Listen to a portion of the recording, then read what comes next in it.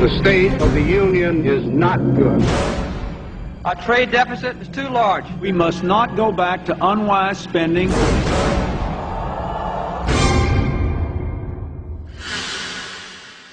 This is America.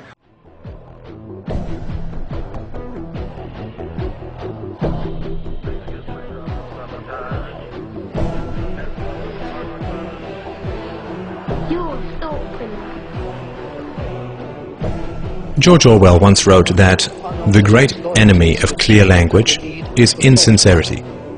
When there is a gap between one's real and one's declared aims, one turns, as it were, instinctively to long words and exhausted idioms, like a cuttlefish spurting out ink.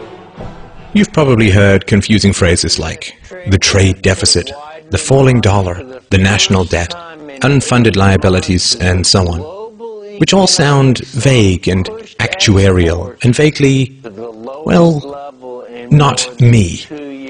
The reality behind these accounting phrases is perfectly monstrous. When someone, a foreigner say, loans money to the American government, what are they getting in return? Well, they are getting promises of interest payments and eventual repayment of the principal. Where does your government get this money? The government is not a business. It does not generate profits in the free market. So where does it get the money to repay its creditors? Are you beginning to understand that it is not dollars that are being sold, or bonds, or agency debt, or treasuries, or anything like that? Where is your government going to get the money to pay off its creditors? It's not pieces of paper, or contracts, or computer bits that are being sold.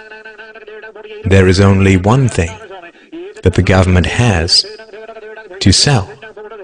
Governments have only one asset that they can use as collateral. Your leaders are selling you. When China lends $800 billion to your government, what they get in return is a guarantee that $10,000 plus interest will be taken from your family at gunpoint and shipped overseas. When a farmer gets a loan from a bank, he uses his livestock as collateral. It is the milk and meat his cows will produce in the future that he will use to pay off his loan.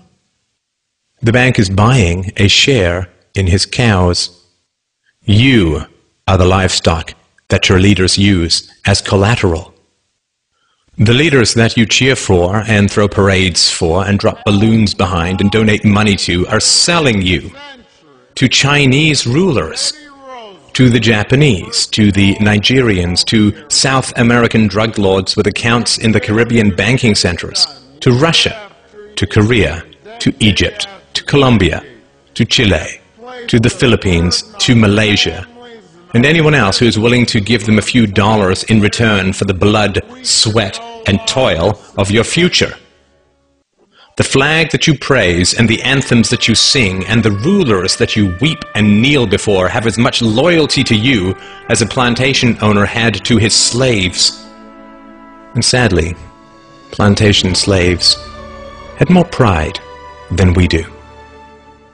Plantation slaves did not generally praise their masters for selling them off, for auctioning off the lives, hopes, dreams, and futures of their own little children.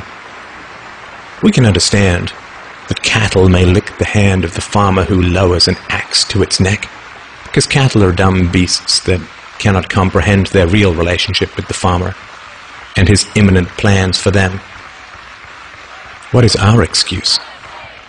When we chant, USA, USA, USA, when we cheer and bow and beg and scrape and sing and weep with joy that some new farmer now presides over the wholesale dismantling and sale of our family's futures, when we love with obsessive emptiness the leaders who laugh while they auction us off to every tin pot dictator and stockbroker the world over, what is our excuse?